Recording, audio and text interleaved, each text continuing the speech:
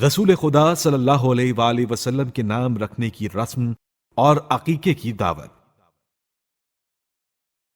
جب حضرت صلی اللہ علیہ وآلہ وسلم کی ولادت باسعادت ہوئی تو حضرت عبد المطلب علیہ السلام نے اونٹوں کی قربانی کا حکم دیا۔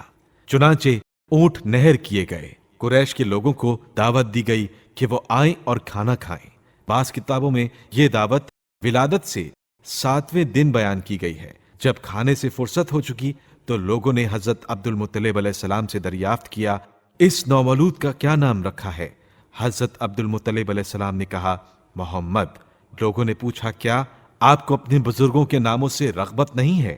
جواب میں فرمایا، میں نے اس لیے اس کا نام محمد رکھا ہے کہ یہ خدا کے نزدیک آسمان پر بھی محمود اور اس کی خلقت کے لیے زمین پر بھی محمود ہے۔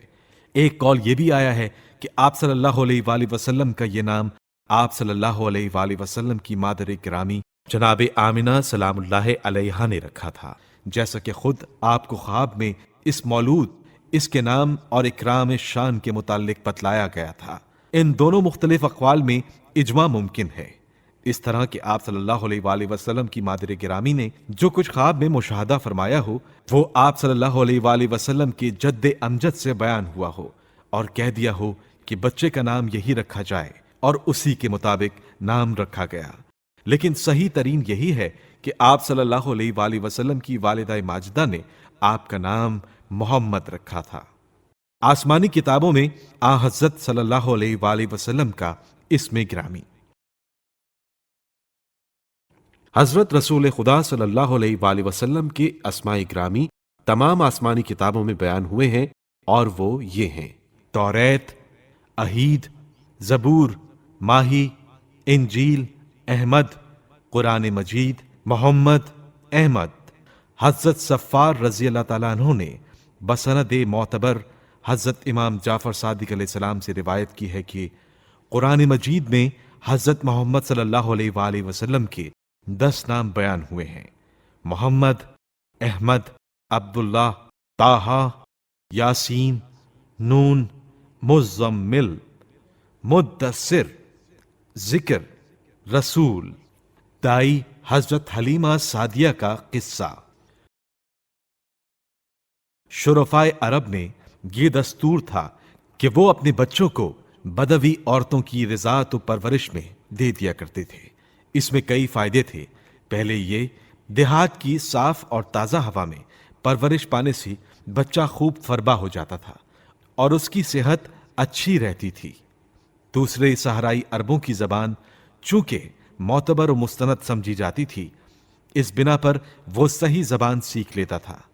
بس ان میں پرورش پانے والا بچہ بھی ان صفات کو اپنے اندر پیدا کر لیتا تھا۔ دیہاتی عورتوں کا یہ معمول تھا کہ وہ ایک ایک 2 مہینے بعد شہروں میں اس خیال سے آتی رہتی تھیں کہ کسی امیر کا بچہ پرورش کے لیے مل جائے تو ان کی اسرت و تنگ دستی دور ہو۔ امیر لوگ ان عورتوں کے ساتھ بڑا اچھا سلوک کرتے تھے۔ روزمرہ کے لباس اور خوراک کے اخراجات کے علاوہ وہ ان کو بڑے بڑے انعام بھی دیتے تھے اور طرح طرح سے ان کی ناز برداریاں بھی کرتے تھے۔ جس سال حضرت صلی اللہ علیہ وآلہ وسلم کی ولادت باسعادت ہوئی، حسب معمول بہت سے قبیلوں کی عورتیں مکہ معظمہ میں آئیں اور شہر میں گھوم پھر کر بچے تلاش کرنے لگیں۔ حضرت عبد المطلب علیہ السلام نے کئی عورتوں سے یہ خواہش کی کہ وہ حضرت صلی اللہ علیہ وآلہ وسلم کو اپنے ساتھ لے جائیں، مگر چونکہ حضرت صلی اللہ علیہ وآلہ وسلم یتیم تھے اور کوئی خاص فائدے کی امید نہ تھی، اس لیے کسی نے حامی نہ بھری۔ آخر گھومتی پھرتی حضرت حلیمہ سعدیہ بھی وہاں آ گئیں۔ خدا کی شان دیکھیں، حضرت محمد صلی اللہ علیہ وآلہ وسلم کے چہرے پر نظر ڈالتے ہی ان کا دل محبت سے بھر گیا، کیونکہ وہ بھی فطرتاً بت پرستی سے بیزار تھیں اور خود ہی ان کو لے جانے کی خواہش کرنے لگیں۔ حضرت آمنہ سلام اللہ علیہا اور حضرت عبد المطلب علیہ السلام نے خوشی سے منظور کر لیا۔ حضرت حلیمہ حضرت رسول خدا صلی اللہ علیہ وآلہ وسلم کو لے کر وہاں سے روانہ ہو گئیں۔ جب ان کی ساتھی عورتوں نے حضرت رسول خدا صلی اللہ علیہ وآلہ وسلم کو گود میں دیکھا تو تنزن کہنے لگیں، کیا تم کو کوئی اور بچہ میسر نہ آیا کہ اس یتیم کو اپنے ساتھ لے آئیں؟ اس سے کیا فائدے کی امید ہے؟ ہم تو دیکھ کر چھوڑ آئے، حضرت حلیمہ نے ان کے اس بات کا کوئی جواب نہیں دیا اور رنجیدہ سی ہو کر رہ گئی۔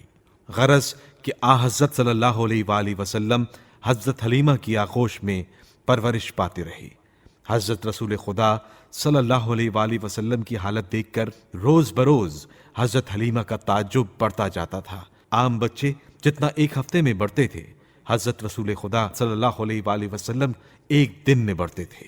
عام بچوں کا قاعدہ تھا کہ دونوں چھاتی کا دودھ پیتے تھے، لیکن رسول خدا صرف ایک ہی چھاتی کا دودھ پیتے تھے اور دوسری چھاتی حضرت حلیمہ کے بیٹے کے لیے چھوڑ دیتے تھے۔